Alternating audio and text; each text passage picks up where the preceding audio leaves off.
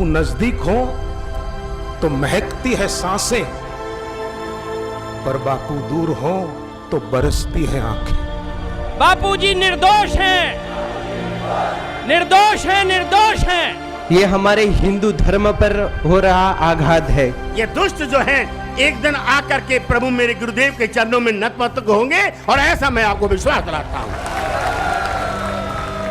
एक बहुत बड़ा अंतरराष्ट्रीय षड्यंत्र रचा जा रहा है। तो ऐसे महापुरुषों के ऊपर जब अत्याचार होता है, जब उनके ऊपर उंगली उठती है, तो समझ लेना चाहिए किनको, उन अधर्मियों को, अत्याचारियों को समझ लेना चाहिए कि अब तुम लोगों के सर्वनाश का समय आ चुका है।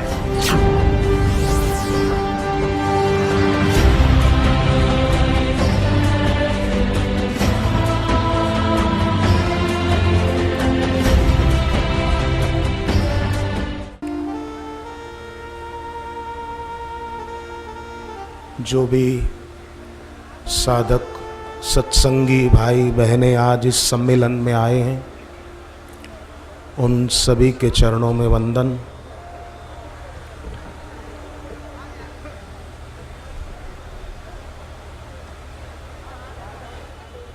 इसमें कुछ कहने की आवश्यकता ही नहीं है। सूर्य में कभी अंधेरा नहीं हो सकता, ऐसे ही सद्गुरु में कभी कोई दोष हो ही नहीं सकता।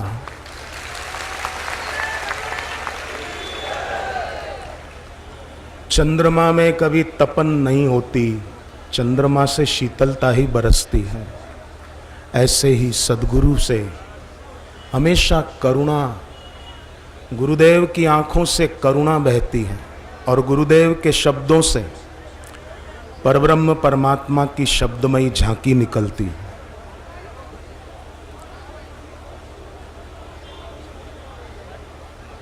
पीपल को मैं अक्सर कहता रहता हूँ, सत्संगी पुराने सब जानते हैं, पीपल के पेड़ को भगवान कृष्ण ने अपनी विभूति बताया है भगवत गीता में। गंगा जी को अपनी विभूति बताया है।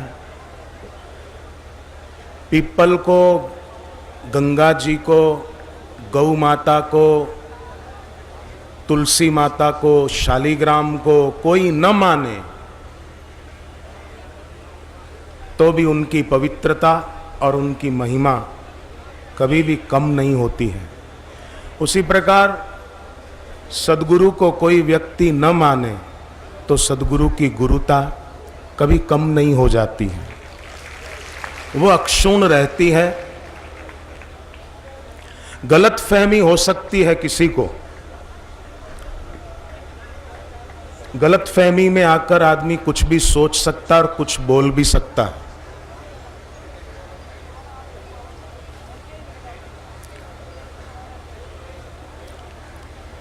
परंतु विश्वासी साधक जो होते हैं वो कभी वहम के पथ के पथिक नहीं बनते, और उसका यह प्रत्यक्ष प्रमाण है। और जो नहीं आ पाए, अपने अपने घरों में बैठे इस कार्यक्रम की ओर जिनकी नजरें हैं, सुदर्शन चैनल उनके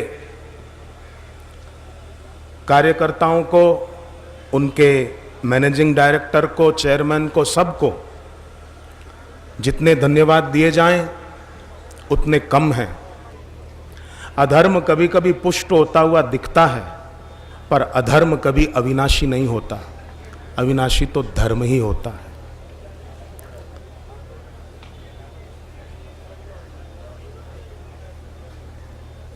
और हमारे गुरुदेव के बारे में मैंने कई बार सत्संगों में कहा, जब अमेरिका के यूएन के कार्यक्रम में सन 2000 में मैं गया था, तो वहाँ पर विश्व भर के धर्मगुरु धर्माचार्य एकत्रित हुए थे। उस सभा में मुझे एक संत मिले, बुजुर्ग संत, उनका नाम श्रीधर स्वामी था। उनकी संस्था है अमेरिका में, इंग्लैंड में उनके स्थान है, भारत में भी है, महाराष्ट्र में। उन्होंने जब ये जाना कि मैं बापूजी का शिष्य हूं तो बड़े खुश हुए, मुझे गले लगा लिया उन संत ने और कहा कि मैं बापूजी से प्रत्यक्ष नहीं मिला हूं, पर टीवी पर कई बार सत्संग, तब सोनी टीवी पर आता था, सोनी टीवी पर सत्संग बापूजी का मैं सुनता हूं और बापूजी का सत्संग सुनकर मुझे ये लगा कि बापूजी कोई धार्मिक व्यक्ति नहीं है, बापूजी स्वयं साक्षात धर्म का विग्रह है।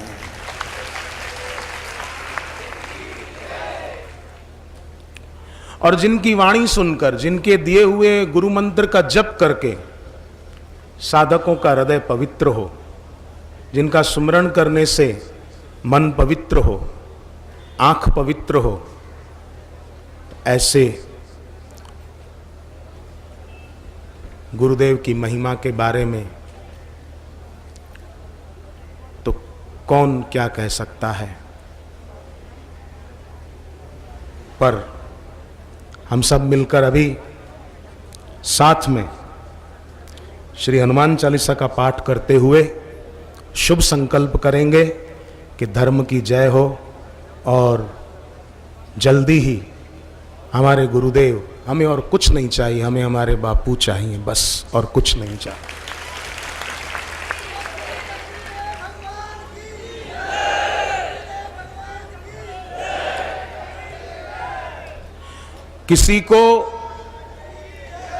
किसी को दौलत पे नाज होता है तो किसी को शोहरत पे नाज होता है ना, कि मेरे पास इतना धन है, मेरे पास इतना अधिकार है, मेरे पास इतनी सत्ता है। किसी को दौलत पे नाज होता है तो किसी को शोहरत पे नाज होता है, किसी को पद प्रतिष्ठा और अधिकार पे नाज होता है, पर जिसको मिल जाते हैं गुरु रूप में बापू, उसे अपनी किस्मत पे नाज होता है।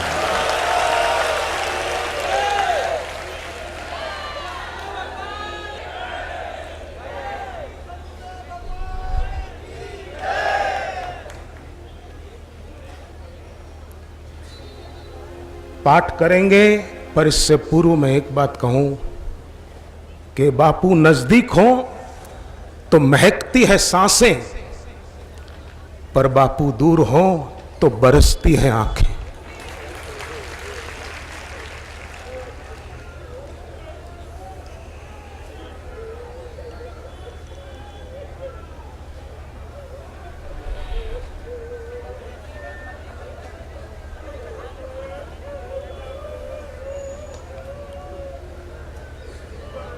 साधकों की आंख में आंसू,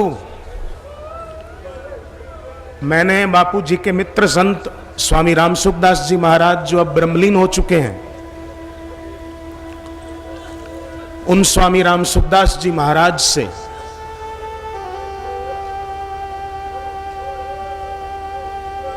ये बात सुनी है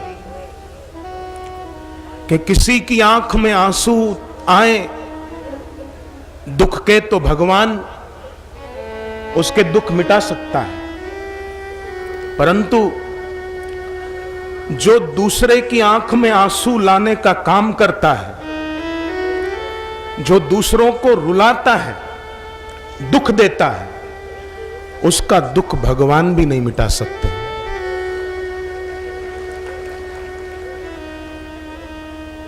निर्दोष पूज्य बापू पर कितने आरोप लगे, साधकों की आंख में आंसू आए, तो वो आंसू क्या भगवान से छुपे हैं क्या?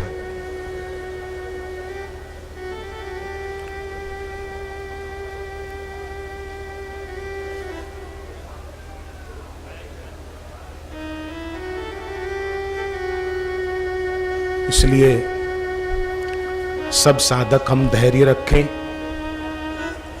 और भावना है सबके दिलों में, भावना के साथ साथ अपने दिल में गुरुदेव के दिए हुए ज्ञान को भी धारण रखें।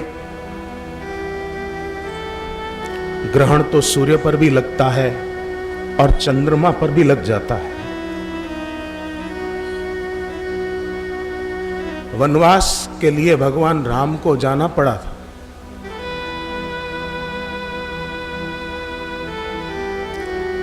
पर हम आज यही प्रार्थना और संकल्प करते हुए श्री हनुमान चालीसा पढ़ें।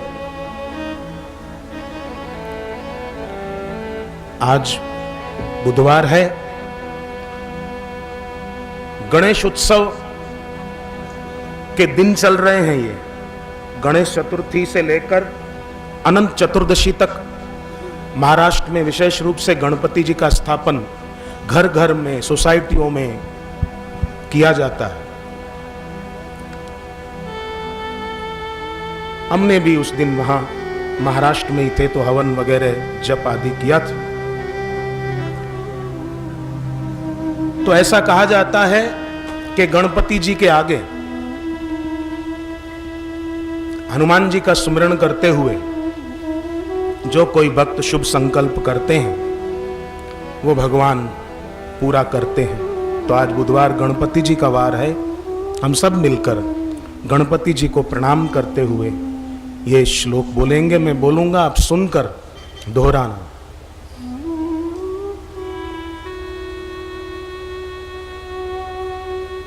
वक्रतुंड महाकाय वक्रतुंड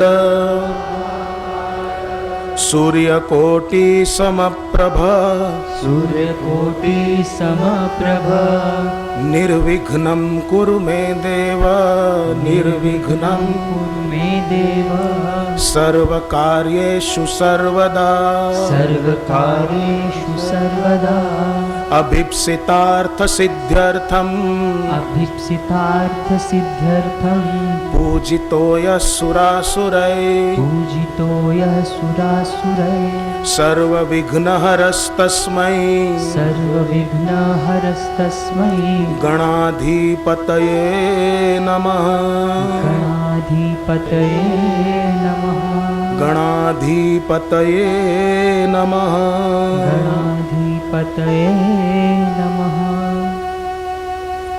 वैसे तो मंत्र जाहिर में नहीं बोले जाते, पर प्रसंग ऐसा है इसलिए मैं बोलता हूं, आप सुनना और हो सके तो इन दिनों ये जप खूब करना। गणपति जी का मंत्र है, अगर कोई याद करना चाहे तो बापूजी बताते हैं ना, जीभ तालू में लगाकर सुनते हैं तो याद रह जाता है। मंत्र है ओम श्रीम ह्रीम क्लीम ग्लौम गं गणपतये नमः। ओम श्रीं ह्रीं क्लीं ग्लौं गं गणपतये नमः। ओम श्रीं ह्रीं क्लीं ग्लौं गं गणपतये नमः। ओम श्रीं ह्रीं क्लीं ग्लौं गं गणपतये नमः। ये गणपति जी के वंदन का मंत्र है। इसका जितना जप करते हुए मनी मन गणपति जी जो विघ्नहर्ता देव हैं उनको प्रणाम करते हुए हम ये मंत्र जपें। भगवान रामचंद्र जी, लक्ष्मण जी और उनके साथ पूरी वानर सेना लंका के युद्ध के मैदान में रावण मेघनाद आदि ने अपनी मायावी शक्तियों के प्रभाव से भगवान राम और लक्ष्मण जी को नागपाश में बांध लिया। भगवान नागपाश में बंध गए थे।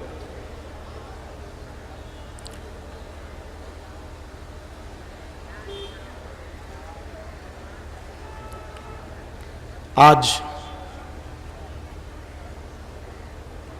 मानो त्रेता युग का इतिहास फिर से दोहराया जा रहा है। आज का पाश कुछ अलग है, पर उस समय जब भगवान राम लक्ष्मण जी को नागपाश में बांध दिया गया, उस समय हनुमान जी, नारद जी और दूसरे भक्त उनके साथी वो सेवा में लग गए। संघर्ष में नहीं लगे थे, एक दूसरे के प्रति वैर वैमनस्य नहीं, सब एकजुट होकर इस सेवा में लग गए कि हमारे भगवान नागपाश से छूटे कैसे।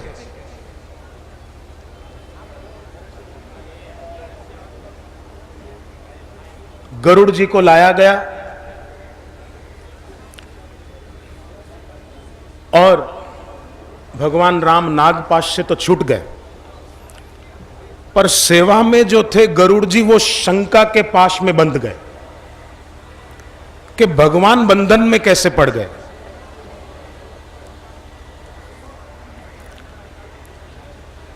गरुड़ जी की ये महिमा रही कि उन्होंने अपने भीतर शंका को रहने नहीं दिया।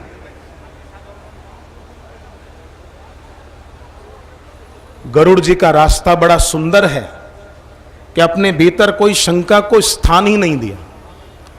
शंका आई, काकभूषुंडी जी के पास गए, सत्संग किया, शंका को दूर किया और गरुड़ जी ने क्या कहा? जीवन जन्म सफल मम भयो, तव प्रसाद सब संशय गयो।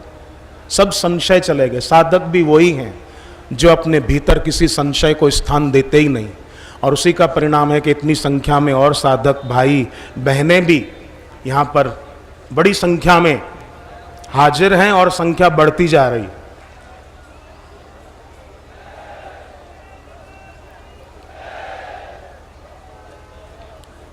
और मैं तो सच कहूं, मैं यहां पर कुछ बोलने की स्थिति में नहीं, पर फिर भी मैं हमेशा तभी बोलना चाहता हूं कि मेरा बोलना पूरा हो और मंच पर बापू आ जाए। मैं तो यही चाहता हूं कि जब भी मैं बोलूं तो मेरा बोलना ऐसा करे भगवान कि बस मेरा बोलना पूरा हो ना हो और बापू मंच पर आ जाएं और सब साधकों को गुरुदेव के दर्शन का लाभ मिल जाए। और करेंगे मेरे महाकाल भगवान और त्र्यंबकेश्वर। अगर मैंने दिल से उनके चरणों में प्रार्थना की है, अगर हमने दिल से आज हनुमान चालीसा गाई है और हमने दिल से भगवान गणपति जी को प्रणाम किया है, तो वे हमारी प्रार्थना को स्वीकार करके बहुत जल्द ही हमें हमारे गुरुदेव के पावन दर्शन और सत्संग का लाभ हमको ही नहीं, पूरे विश्व के साधकों को, अमेरिका में, कनाडा में, इंग्लैंड में, जहां जहां भक्त लोग ये आस लगाए बैठे हैं कि कब हमें हमारे गुरुदेव के पावन दर्शन का लाभ मिले।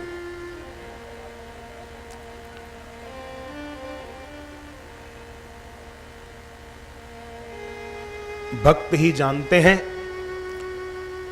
कि भक्तों के दिल पर क्या गुजरती है, पर भक्तों की भक्ति वो कभी व्यर्थ नहीं जाती।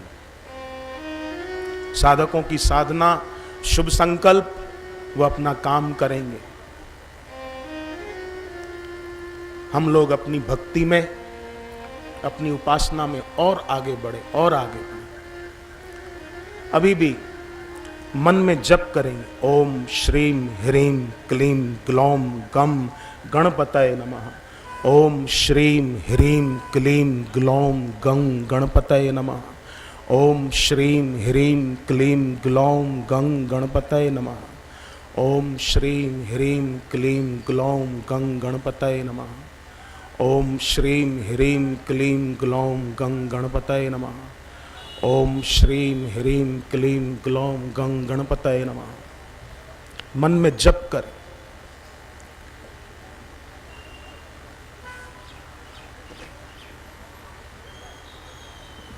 ओम श्रीम ह्रीम क्लीम ग्लौम गं गणपतये नमः।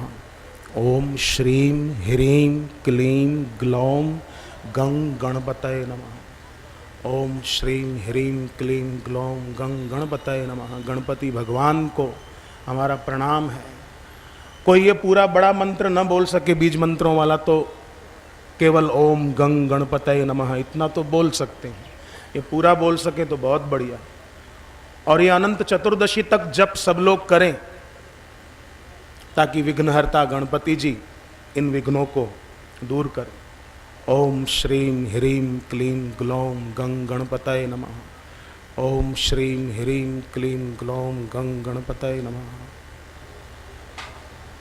कोई हम विरोध करने नहीं आए हैं, चिल्लाने नहीं आए हैं, चाहे वो कोई भी पार्टी हो। तो मैं बार बार सभी वक्ताओं से ये आग्रह कर रहा हूं कि हम किसी पार्टी का विरोध करने नहीं आए, ना हम सरकार से कोई विरोध या युद्ध छेड़ने आए। हमारा यहां आए हैं कि हम अपने बापूजी को ले आए, बापूजी हमारे बीच में आ जाए। सब लोग हाथ ऐसे उठाइए, बोलिए बापूजी को रिहा करो, रिहा करो, रिहा करो। बापूजी से क्षमा मांगो, क्षमा मांगो, क्षमा मांगो। बापूजी निर्दोष हैं, निर्दोष हैं, निर्दोष हैं। इस बात को रखिए।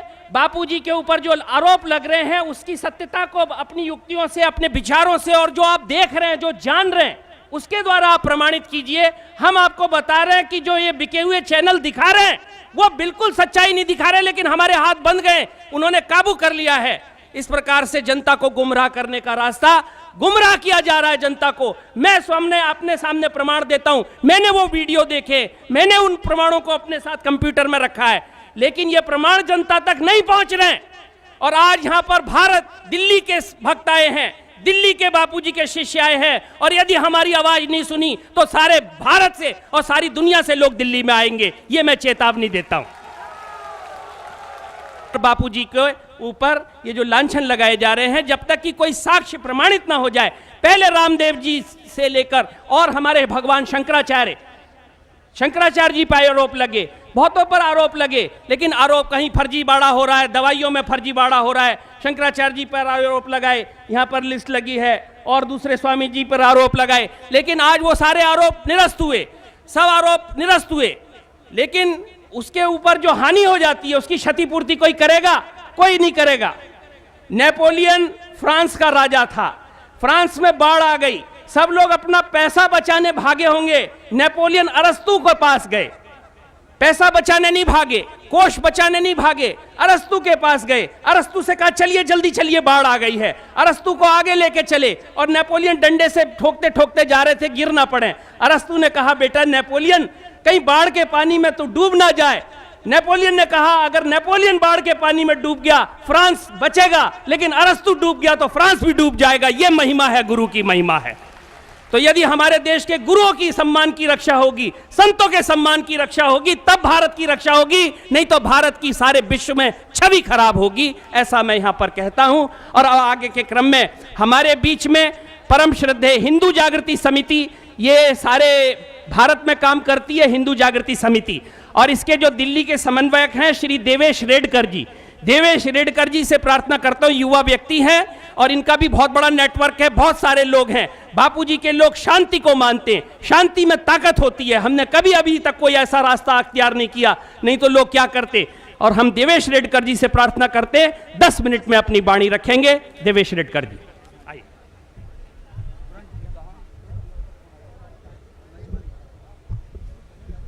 नमस्कार। पूजनीय बापूजी के चरणों में वंदन कर मैं अपने 2 शब्द आपके सामने रखता हूँ। आज जो कुछ चल रहा है वो आपको तो सब पता ही है। अब हमें ये सोचना है कि हमें आगे क्या करना है। इसलिए हम सभी हिंदुत्ववादी संगठनों को ये आह्वान करते हैं, ये किसी एक संत पे ऊपर लगे हुए आरोप नहीं है, ये हमारे हिंदू धर्म पर हो रहा आघात है। इसलिए हिंदू जनजागृति समिति ने महाराष्ट्र, गोवा और कर्नाटक में पूजनीय बापूजी के ऊपर जो आरोप लगे थे तो उसके खिलाफ 20 आंदोलन किए, और उसमें सरकार को हमने एक संदेशा दिया है कि ये जो आघात हो रहे हैं तो पूजनीय बापूजी के साथ ये सारा हिंदू समाज इकट्ठा है और हम सारे पूजनीय बापूजी के साथ है।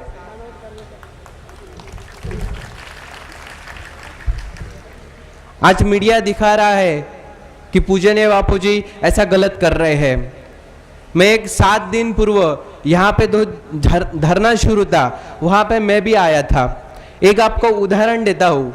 मैं आज मीडिया को बताना चाहता हूँ कि बापूजी के संदर्भ में आप जो गलत दिखा रहे हैं उसके साथ साथ पूजनीय बापूजी ने अपने भक्तों को जो अच्छी सीख दी है वो भी आपको दिखानी चाहिए। मैं आपको एक उदाहरण बताता हूँ। जब मैं 7 दिन पूर्व यहाँ पे आया था तब एक पूजनीय बापूजी का शिष्य था, वो पानी की सेवा कर रहा था, यानी पानी की जो पाउच थे वो लोगों को दे रहे थे। मैं बस ऐसा देख रहा था कि वो क्या कर रहा है। जब उन्होंने वो पानी के पाउच अपने स्वामी जी के भक्तों को दिए, भक्तों ने वो पानी पिया और जो बचा हुआ जो प्लास्टिक था, तब वो जो पूजनीय बापूजी का भक्त था तब उसने एक पिशवी ली और सभी भक्तों से कहा कि कृपया वो जमीन पर मत फेंके, इस पिशवी में रख दे। ये जो आदर्श है, क्योंकि जंतर मंतर पे जो आंदोलन होते हैं, जंतर मंतर पे जो धरना प्रदर्शन होते हैं वो हमने भी देखे है। धरना प्रदर्शन होने के बाद जो कूड़ा कचरा होता है वो हमने भी देखा है।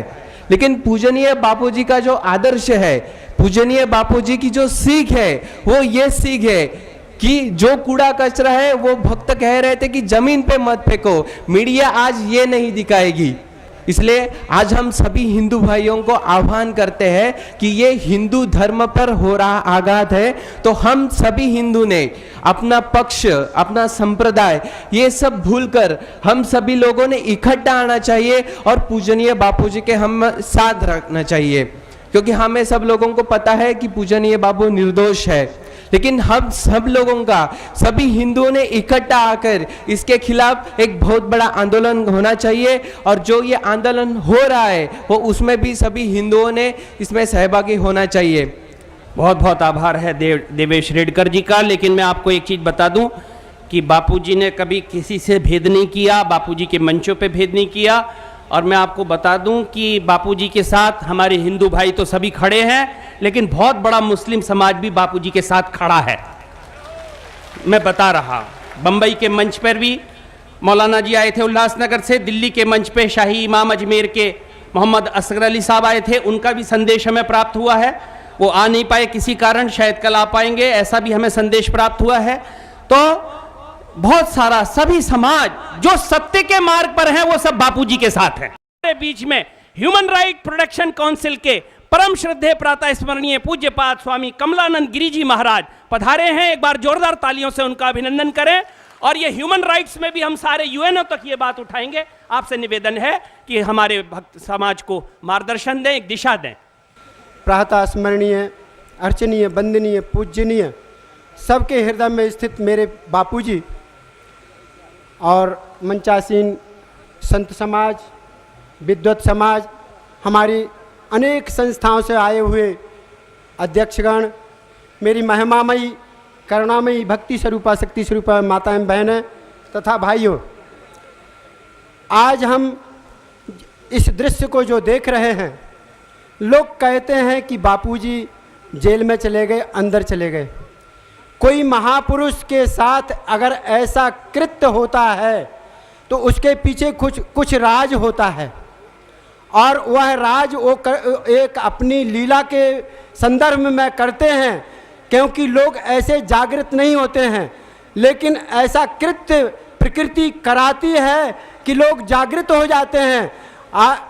हमारे आपने कथा सुनी होगी, कंस को जब भविष्यवाणी हुआ कि तुम्हारा 8वां पुत्र तुम्हारा वध करेगा, जब कंस को यह पता चल गया तो देवकी के प्रथम पुत्र को जब मारने चला, प्रथम संतान को जब मारने चला, आप सभी जानते हैं, तो उसको दया आ गई। दया आ गई तो देवता लोग घबरा गए कि अगर इसको दया आ जाएगी तो इसका पाप का घड़ा भरेगा नहीं। और तुरंत जो है सरस्वती उनके अंदर विराजमान हुई, बुद्धि का स्क्रूप जो है उनको कसा गया और तुरंत उसने जो है मारना शुरू कर दिया। आज हमारे महापुरुषों के साथ जो हो रहा है, तो एक बड़ा सुंदर ही मैं समझता हूँ कि समाज में चेतना लाने के लिए ये महापुरुष अपने स्वयं करते हैं। बापूजी कहाँ अंदर गए हैं? बापूजी के जो हम यहाँ पर देखते हैं, हम बापूजी को प्रत्यक्ष देख रहे हैं कि बापूजी ने इतने जो पैदा किए हैं लाल, वो अपने लिए या इस देश के लिए पैदा किए थे, समाज को सुधारने के लिए पैदा किए हैं। तो आज वह समय आ गया है। मैं समझता हूँ आपने कथा सुनी होगी, मैं आदरणीय माताओं से क्षमा चाहूँगा क्योंकि मैं माताओं पर कोई वो टिप्पणी नहीं कर रहा हूँ, लेकिन हमारे जो है इतिहास पढ़ा हुआ है। हमारे जो है जब महात्मा बुद्ध के साथ ऐसे इतिहास आए हैं, महात्मा बुद्ध के साथ भी ऐसा कृत्य हुआ था। हमारे जो है जब शूर्पणखा राम के पास गई थी, लक्ष्मण के पास गई थी और उसका जब नाक कान काटा गया तो उसके पीछे कुछ राज था।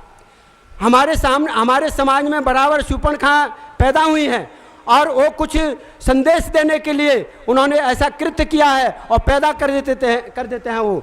तो इसलिए मैं चाहता हूँ कि आप यह ना समझें कि हमारे जो महापुरुष हैं वो अंदर गए हैं, वो अंदर नहीं, वो तो आपके अंदर हैं।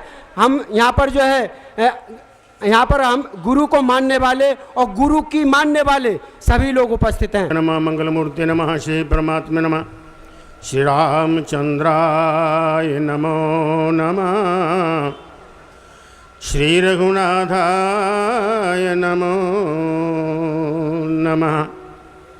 सबसे प्रार्थना है करबद्ध मेरे साथ मिलकर के 3 बार शांति शांति शांति, लेकिन उच्च ध्वनि से आप बोलेंगे। प्रथम शांति तन के लिए, गुरु भक्ति के लिए शारीरिक रूप से स्वस्थ रहोगे, और दूसरी शांति मन के लिए, मन से सुदृढ़ रहोगे, और तीसरी शांति आत्मा के लिए, आत्मविश्वास पैदा होगा। तो कृपया 3 बार मेरे साथ मिलकर के बोलिए हरि ओम शांति शांति शांति। धन्यवाद। आज मेरी इच्छा हो रही है हमारे बीच में हमारे सद्गुरुदेव के कृपा पात्र और इस भारत की महान विभूति हमारे परम श्रद्धेय अर्चनीय वंदनीय प्रातः स्मरणीय स्वामी सुरेशानंद जी महाराज जी पधारे हुए हैं। जरा ताली बजा करके उनका अभिनंदन करिए। और मैं कृतार्थ हुआ आज बड़े प्यार से मिलकर के। आज मेरे साथ जो मेरी इच्छा है कि मैं राम नाम लूं, जिन राम के चरणों में आए हैं उन्हीं का नाम हम ले रहे हैं। देखो 4 राम हुए हैं। मैं हाँ सरल वाला बोल रहा हूं महाराज जी। महाराज जी बात नहीं करना। 4 राम हुए हैं देना। एक हमारे महाराज श्री दशरथ के पुत्र हैं दशरथ राम, वो धनुषधर राम हैं। फिर जमदग्नि के पुत्र हैं राम, वो परशुधर राम हैं। फिर तीसरे राम हैं कृष्ण भैया के राम, वो हलधर राम हैं। और मेरे जो चौथे आराध्य देव का सदगुरुदेव हैं वो हमारा हरिओम धर राम हैं, और मैं उनको प्रणाम करता हूं महाराज। और कितने भोले हैं, आय हाय, मैं तो कुर्बान हो जाता हूं। आज से 300 साल पहले महाराज श्री जी के नरेंद्र भाई सेवक हैं, कहां है मुझे नहीं इसमें पता, पीले कपड़े पहनते थे, हाँ पटना आश्रम में हैं। महाराज श्री जी ने कहा लाल किले पे हमारा प्रवचन है परमात्मानंद, आपने जरूर आना। मैंने कहा अकेले नहीं, कहा 5 महंता। हम गए, बड़ी स्वागत, बहुत आनंद आया। और वहां पर मैंने एक शब्द देखा, और दूसरा फिर महाराज जी के सानिध्य में मैंने देखा बड़े भोले हैं, बड़े सरल है, संत सरल चित। इतना भोला है ये हमारा महाराज। करोड़ों रुपया खाने वाला नालायक बाप अपनी बेटी को लेकर के निंदा कर रहा है। बोलो गुरुदेव भगवान की जय। कुछ नहीं है, याद रखना हमेशा, षड्यंत्रकारी दुष्टों की। महाराज जी हृदय की आवाज अभी लिखा मैंने, ये बजाओ मत, सुनो ध्यान से। षड्यंत्रकारी दुष्टों की नैया कभी पार नहीं होगी, बापू आसाराम जैसे संतों की कभी हार नहीं होगी। लिख लो, मैं सारे संसार को चिल्ला के परमात्मानंद कहता हूं।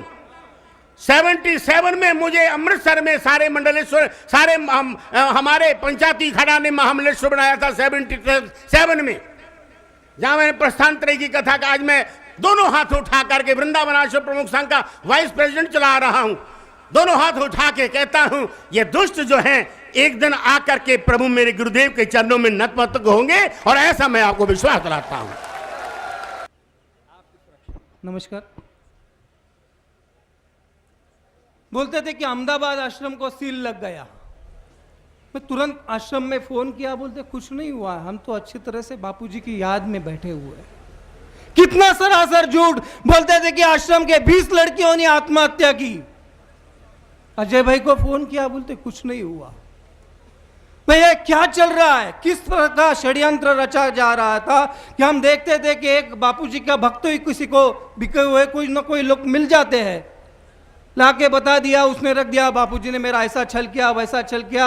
आपको मैं क्या बताऊं, कितना सरासर झूठ।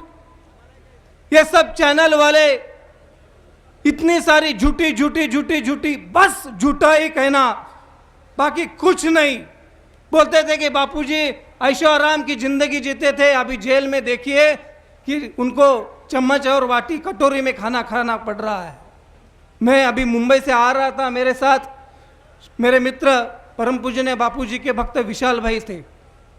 उन्होंने आंख में आंसू आकर कहा कि बापूजी का खाना ये लोग देखेंगे ना तो रो पड़ेंगे, किधर इनको पूरे दुनिया में मुंह दिखाने के लिए नहीं रहेगा। इतना सा खाते हैं, रजे चटाई पर सोते हैं। हमने हमारे गुरुदेव का अनुभव किया है, सब संस्था, सब आश्रम, सब वो जनता की सेवा के लिए रहता है, संत अपने लिए कुछ भी नहीं करते हैं। लेकिन ये कीचड़ उछालने वाले, जो इस देश को फिर से एक बार पारतंत्र में स्वतंत्रता से दूर ले जाने वाले मीडिया वाले, इन्होंने हमारे संतों का, हमारे हिंदू संस्कृति का, हमारे अध्यात्म शास्त्र का, हमारे संस्कारों का अपमान किया है। इनके मुंह से संत शब्द भी मुझे कभी अच्छा नहीं लगता है। ये समझ ही नहीं सकते हैं कि हमारे संस्कार क्या होते हैं, संत क्या होता है, उनकी मतलब शिकवण क्या होती है, ये लोग समझ नहीं सकते हैं। इनके वो परे है। आज इस देश में हमने देखा कि 2 कानून है। आम आदमी के लिए हम जैसे परम पूज्य बापूजी को तुरंत 24 समन दिया, 24 घंटे के अंदर जेल में डाल दिया। वो कह रहे थे कि मुझे भक्तों से बात करने के लिए दे दो, वो भी करने के लिए नहीं दिया, कोई भी नहीं, कोई कुछ भी नहीं। लेकिन वो नेता लोगों के लिए अलग कानून है। मैं 2-3 उदाहरण आपके सामने जरूर रखूंगा। बापूजी को सिर्फ एक बार समन्स आया है, वो भी 24 घंटे में उनको अरेस्ट किया है। मालूम जयपुर में हमने देखा, मैं आज तक में दिखाया, अभी भी आपके सामने दिखाता हूं कि जैकब नाम के एक पादरी ने 13 नाबालिग लड़कियों के ऊपर बलात्कार किया।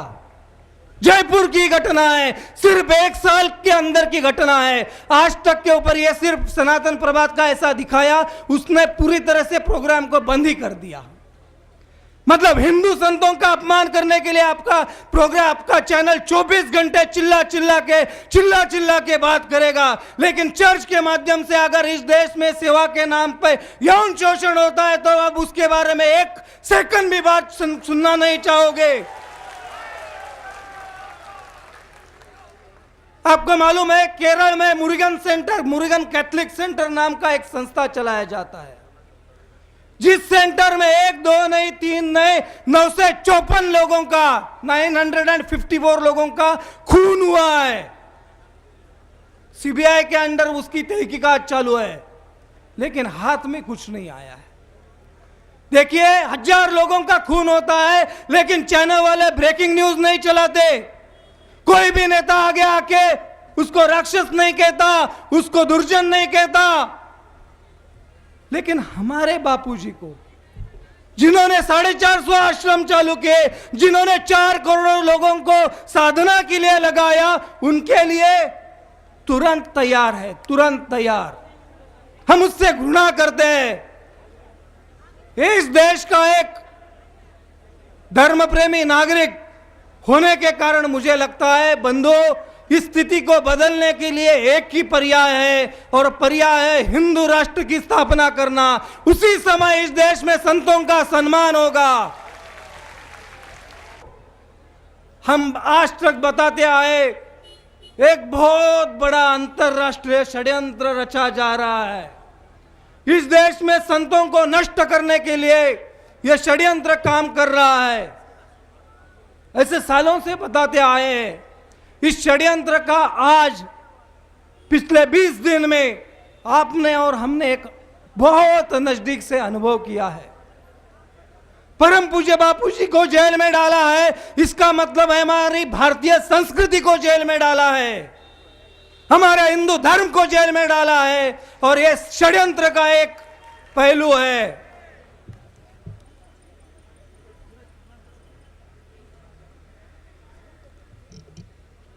हमारे गुरुबंधु शिवा भाई की जब हमने एक बात सुनी, उसने कोर्ट में बताया कि पुलिस वालों ने उसकी शिखा नोच के निकाली।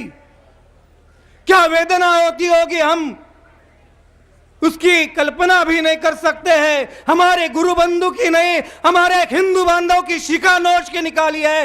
उस एक वचन के लेते हैं कि इस देश को हम हिंदू राष्ट्र बना के ही रखेंगे, उस शिखा की कसम।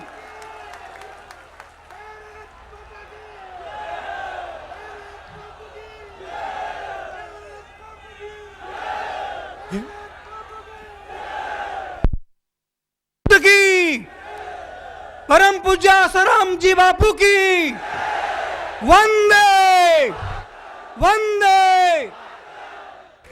बंधुओं, हमारे लिए सिर्फ 2 शब्द कहकर मेरा भाषण समाप्त करता हूं। इस षड्यंत्र को, एक बड़ा अंतरराष्ट्रीय षड्यंत्र को उखाड़ के फेंक देने के लिए हमें भी एक रणनीति का अवलंबन करना होगा। हम भूले भाले बैठेंगे, सिर्फ तालियां बजाएंगे, मोर्चा में कहीं जाएंगे और बाद में भूल जाएंगे, तो ऐसे हिंदू राष्ट्र स्थापित नहीं होगा। इसके लिए एक व्यूह रचना करनी होगी। जो चैनल आपको लगते हैं कि बिकाऊ है, घर घर में जाके बताओ कि इस चैनल को मत देखो, ये हमारा अधिकार है। हमारे लोकमान्य तिलक जी ने, स्वतंत्र वीर सावरकर जी ने बहिष्कार आंदोलन किया था, अंग्रेजों के कपड़े जला डाले थे। उसी प्रकार से इस अंग्रेजों के विचार धारण करने वाले चैनलों के ऊपर आज से हम बहिष्कार डालेंगे। हमारे घर में आज से तो वही चैनल दिखा पड़ेगा, जैसे सुदर्शन चैनल हो, A to Z हो, या सनातन प्रभात जैसी पत्रिका हो, या ऋषि प्रसाद हो। देखिए चैनल वालों ने कितनी भी बकबक की। मेरे भी गुरुदेव है, तो मुझे इतनी सी तो जानकारी है, इतना तो अनुभव है। चैनल वाले 24 घंटा भी चिल्ला चिल्ला के कहेंगे, लेकिन वो गुरु शिष्य का नाता कभी भी तोड़ नहीं सकते हैं। इतना ही हमको ध्यान में है। बस वंदे मातरम। तो बहुत इन्होंने अच्छी बात कही है। जो बापू का नहीं है वो हमारा भी नहीं है। और इस समय धीरज धर्म मित्र अरु नारी, आपत्काल परखिए चारी। कौन हमारा है ये आपत्ति काल में परखा जाता है। और आज ये शर्म की बात है कि वो लोग जो बापूजी से आशीर्वाद मांगते थे, उनके चरणों में लौटते थे, वो सब आज गुफाओं में छिप गए। पता नहीं, जैसे चूहा बिल में छिप जाता है वैसे छिप गए। बापूजी जैसे संत बार बार अवतार नहीं लेते हैं। मैं भी एक महात्मा हूँ। थोड़ी बहुत साधना तपस्या हमने भी की है। 10 लोगों को, 100 लोगों को, 1000 लोगों को, 1 लाख लोगों को जोड़ने में, उनके हृदय परिवर्तन करने में, उनको ईश्वर के मार्ग लगाने में पूरी ताकत झोंक देनी पड़ती है। फिर भी 1 लाख लोग जो है हमारे अनुयायी नहीं बन पाते हैं। यहाँ तो करोड़ों लोगों का हुजूम जुमत यहाँ पर आया हुआ है। तो कोई बापूजी साधारण संत नहीं है।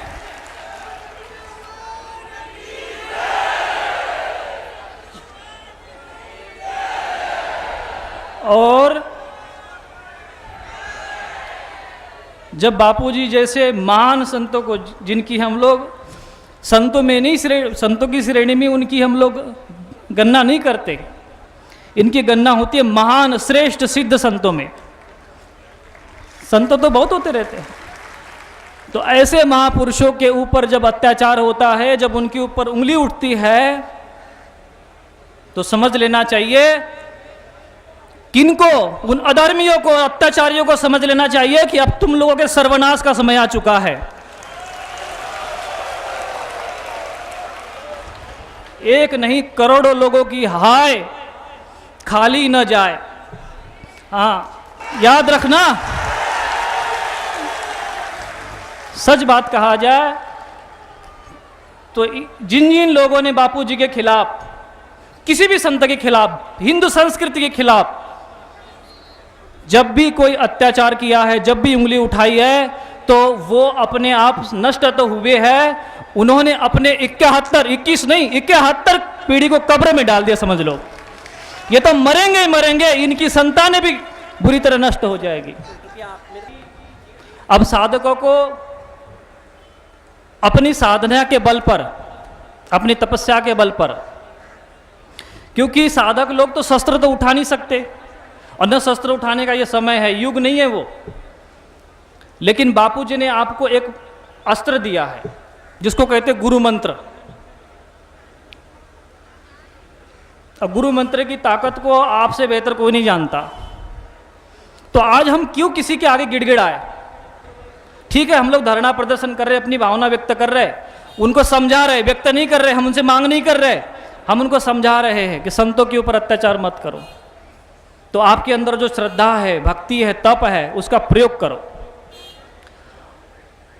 और वो प्रयोग जब सफल होगा तो बापूजी भी जेल से बाहर आ जाएंगे। जैसे कृष्ण कन्हैया जेल से बाहर आए थे ना, ये बापूजी का नया अवतार होगा, ये भी समझ लीजिएगा। ऐसा नहीं कि आज बापूजी ही जेल में गए हैं, ऐसा नहीं है। आज एक संत जेल में गया है, ये पहली बार नहीं हुआ है।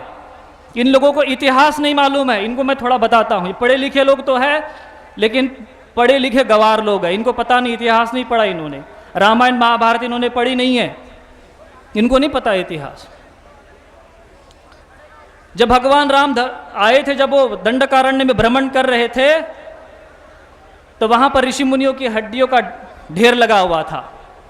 पूछा ये क्या है संतों से, बोले ये वो हड्डियों का ढेर है जो इन राक्षसों ने संत महात्माओं को खाने के बाद फेंक दिया। तो उस त्रेता युग से तो ये कलयुग ठीक ठाक है, अभी तो आरोप लगे हैं ना। उस समय महात्मा को खा जाते थे, निगल जाते थे। माना कि कुछ लोगों की मनसा तो ऐसी ही है कि महात्मा को खा जाए। अब तो मंदिरों को गिरवी रखने का विचार बन रहा है, कल पता नहीं हमको नहीं गिरवी रख दे ये लोग, साधुओं को गिरवी न रख दे। मनसा तो उनकी ऐसी ही है, ये धर्म संस्कृति नष्ट हो जाए, ये सनातन धर्म नष्ट हो जाए। लेकिन संभव है क्या? संभव है सनातन धर्म नष्ट हो जाएगा, सनातनी नष्ट हो जाएंगे? संभव नहीं है। क्यों संभव नहीं है? क्योंकि जो जिसने ये सृष्टि की रचना की है ना, जिसने ये सृष्टि का वो पालन कर रहा है, वो स्वयं जो है सनातन धर्म की, सनातनियों की, हिंदुओं की रक्षा का भार लेके खुद बंध गया है। यदा यदा ही धर्मस्य ग्लानिर्भवति भारत, जब जब धर्म की ग्लानि हुई है, अधर्म बढ़ा है, तो भगवान ने कहा है कि मैं आऊंगा और अपने धर्म की रक्षा, परित्राणाय साधूनाम, और उन संतों का, उन साधकों का मैं रक्षण करूंगा और दुष्टों का मैं विनाश करूंगा। ये भगवान वचन देकर गए हैं। तो कैसे हम लोग मिट सकते हैं? सनातन कभी मिटा नहीं, कभी मिट नहीं सकता। सनातन का मतलब ही होता है जो कभी नष्ट नहीं होता। तो जब भगवान राम ने ये देखा कि यहां पर संतों महापुरुषों के साथ इस तरह अत्याचार हो रहा है, तो भगवान से रहा नहीं गया और उन्होंने संहार आरंभ कर दिया।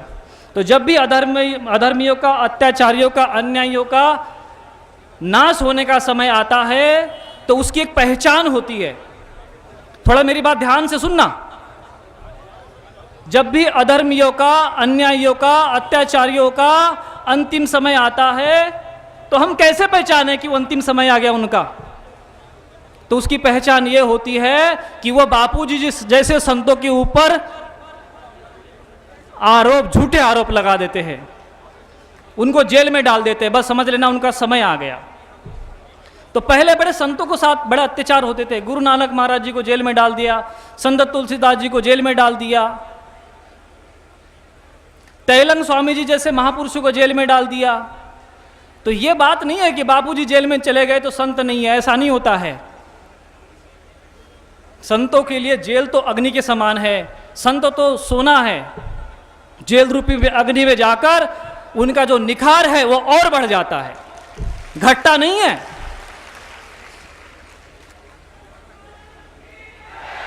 इसलिए आपको निराश होने की कोई जरूरत नहीं है। अपने अंदर जो थोड़ी सी भी अगर कहीं किसी कोने पर अश्रद्धा की भावना पैदा हो गई हो तो उसे नष्ट कर दो। भगवत गीता में एक बात कही है, मैं आपको सुनाना चाहता हूं, ध्यान देकर सुनना। भगवत गीता में भगवान ने एक वाक्य कहा है, अज्ञस्य अश्रद्धानस्य संशयात्मा विनश्यति। क्या कहा है? अज्ञस्य अश्रद्धानस्य संशयात्मा विनश्यति। अज्ञानी, अश्रद्धालु और जो शंका करते हैं, ऐसे 3 लोगों का विनाश हो जाता है। इसलिए अपने गुरु पर कभी शंका नहीं करना, उनके प्रति कोई अश्रद्धा न होने पाए, ये भाव धारण रखना, नहीं तो नष्ट होने में समय नहीं लगेगा। हाँ, हम सबका भला चाहते, किसी का बुरा ना हो ये हम चाहते हैं। लेकिन अगर कोई फतिंगा उस दीपक, जलते हुए दीपक को बुझाने की कोशिश करे और वो अगर फतिंगा जल जाए तो दोष उस दीपक को मत देना, दोष उस दीपक को मत देना। और बापूजी तो वो जलती आग है कि जिसमें न जाने कितने लोग आ जाएंगे, कितने भी लोग आ जाए, लेकिन वो बुझने वाली नहीं है। और न जाने ये आग कितनों का पाप जला के रख देगी, और जो उनके ऊपर कुदृष्टि रखेंगे उनका पुण्य का नाश भी हो जाएगा। इसलिए सावधान, सावधान, सावधान, 3 बार हमने कह दिया। और ये संत महात्माओं की, साधुओं की शक्ति को जानते नहीं है। मैं एक छोटी सी बात आपसे कहना चाहूँगा। बापूजी से मेरा बड़ा स्नेह रहा है, बापूजी के प्रति मेरे मन में बड़ी श्रद्धा है, मैं भी उनको अपने गुरु समान ही मानता हूँ, तभी मैं यहाँ पर हूँ। माना कि हम लोग कुछ कर नहीं सकते, गुरु जो दे देता है उसका ऋण तो कोई नहीं चुका सकता, कोई शिष्य नहीं चुका सकता। अब गुरु क्या देता है तो शिष्य ही जानता है, बाकी निगुरे लोग क्या जानेंगे।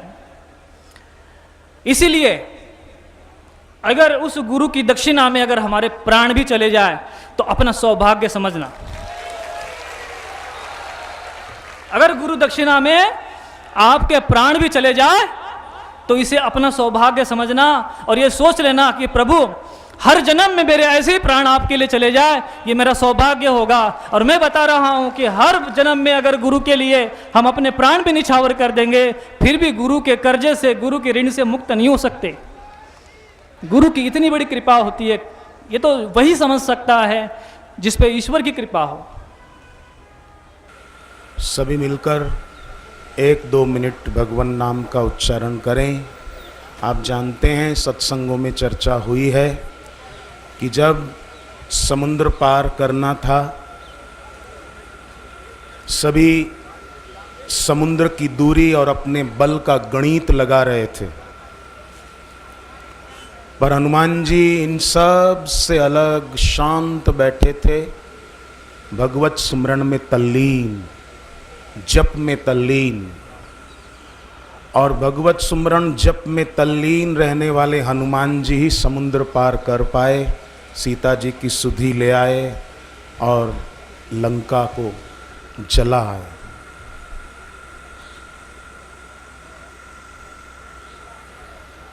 हम लोग भी सभी मिलकर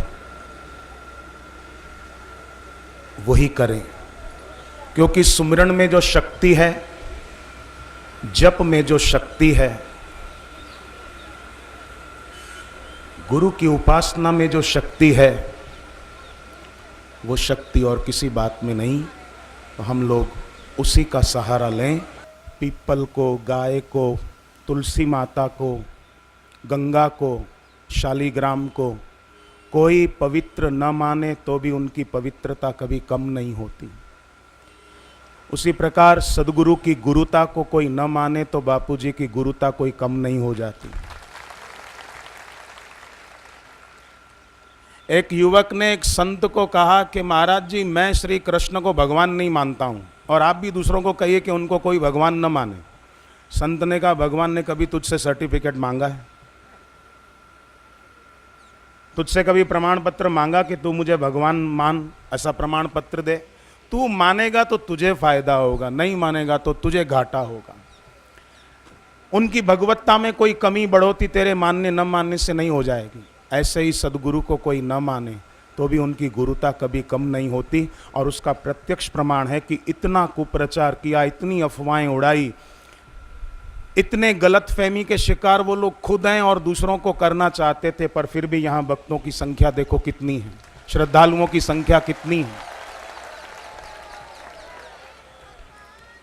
मैं भजन में पंक्तियां गाया करता हूं, सत्संगी पुराने जानते हैं। सूरज चांद सितारों को कोई नभ से गिरा न पाए, ऐसे ही बापू की प्रतिष्ठा वो कोई मिटा न पाए।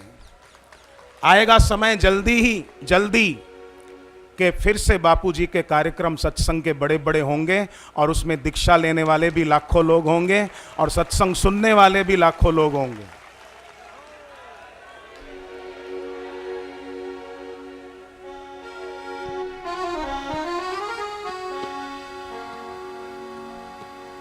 सूरज चांद सितारों को कोई नभ से गिरा न पाए, सूरज चांद सितारों को कोई नभ से गिरा न पाए, सूरज चांद सितारों को कोई नभ से गिरा न पाए, सूरज चांद सितारों को कोई नभ से गिरा न पाए।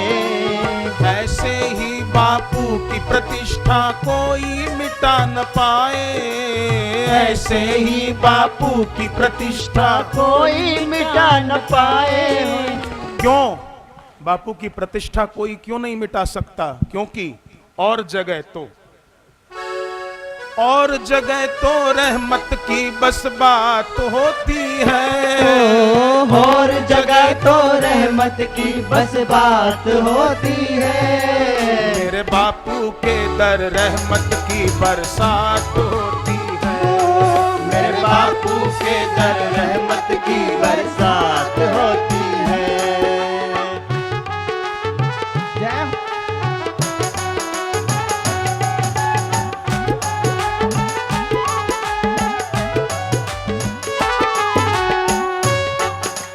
गहरा प्रेम तुम्हारा बापू जग से निराला है, गहरा प्रेम तुम्हारा बापू जग से निराला है। आ जाए तेरे दर पे वो तो किस्मत वाला है, आ जाए तेरे दर पे वो तो किस्मत वाला है।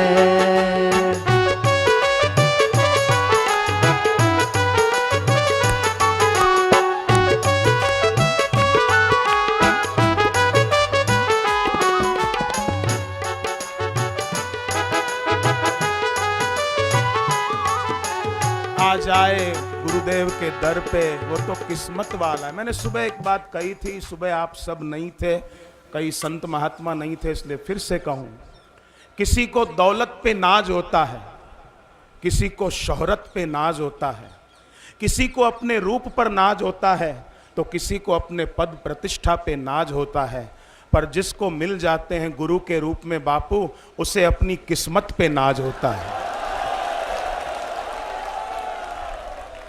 पर फिर भी हम लोग यही प्रार्थना भगवान के चरणों में करते हैं। ये गणेश चतुर्थी, गणेश उत्सव के दिन चल रहे हैं और गणपति विघ्नहर्ता भगवान हैं। हम उनके चरणों में प्रार्थना करते हैं, भगवान बस अभी बिठाए नहीं, भले खड़े रहें, अब जाना है, पूरा करना है, भले जो खड़े विघ्नहर्ता गणपति जी के चरणों में प्रार्थना करते हैं। सब जो बोल सकें बोलना, न बोल सको तो खाली सुनना। गजाननं भूतगणादिसेवितं कपित्थजम्बू फलचारुभक्षणम् उमासुतं शोकविनाशकारकम् नमामि विघ्नेश्वरपादपङ्कजम् वक्रतुण्डमहाकाय सूर्यकोटिसमप्रभ निर्विघ्नं कुरु मे देव सर्वकार्येषु सर्वदा अभीप्सितार्थसिद्ध्यर्थं पूजितो यः सुरासुरैः सर्वविघ्नहरस्तस्मै गणाधिपतये नमः गणाधिपतये नमः।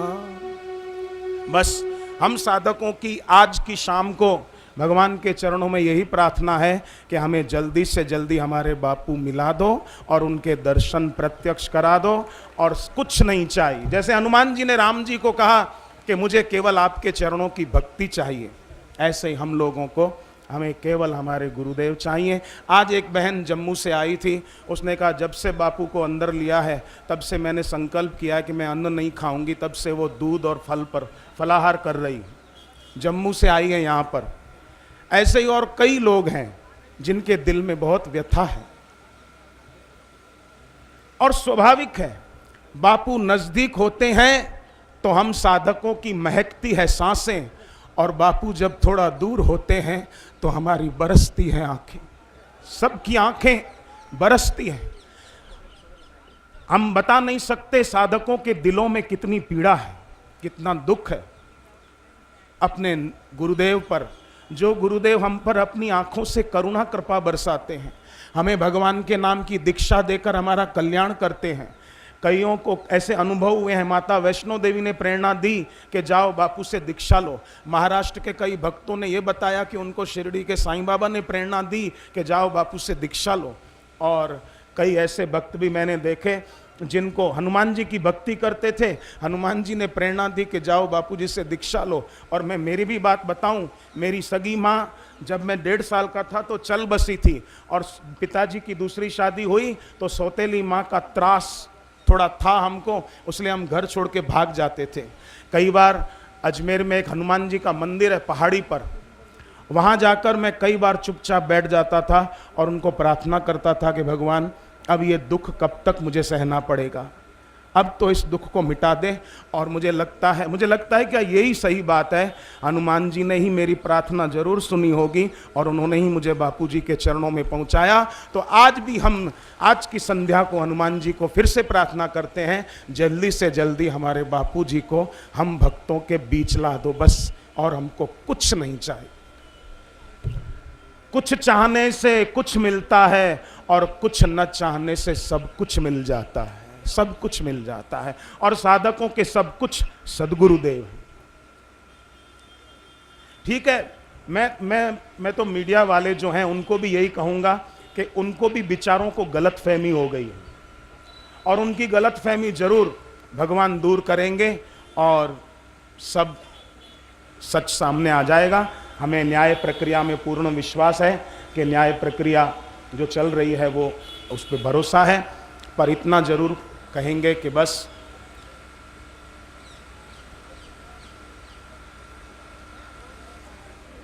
कि अब बहुत देर हो गई, अब बहुत देर हो गई। अब जल्दी से जल्दी हमें हमारे गुरुदेव का सानिध्य और सत्संग प्राप्त हो।